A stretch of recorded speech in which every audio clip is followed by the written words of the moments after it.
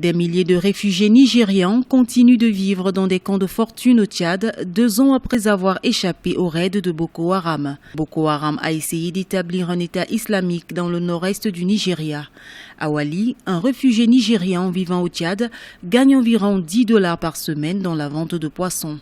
Cet argent lui permet d'aider sa famille et de compléter les rations alimentaires fournies par les agences d'aide. C'était vers 4 heures du matin ce jour-là.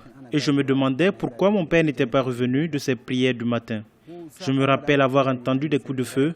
Boko Haram avait attaqué ma ville et tué mon père. Les années de conflit menées par Boko Haram pour établir un État islamique dans le nord-est du Nigeria ont déplacé plus de 2 millions de personnes et forcé des milliers de personnes à fuir vers le Cameroun voisin, le Niger et le Tchad. C'est très difficile quand j'étais à la recherche de ma mère. Je ne savais pas quoi faire, je me sentais impuissante. Nous sommes restés longtemps sans nouvelles d'elle avant de la revoir dans ce camp. Boko Haram, qui commençait à prendre le contrôle dans le nord-est du Nigeria, a été repoussé vers sa base dans la vaste forêt de Sambisa. Bien que certaines personnes aient commencé à regagner leur ville et leur village dévastés, de nombreux réfugiés hésitent encore à rentrer chez eux à cause de la menace persistante d'attaques.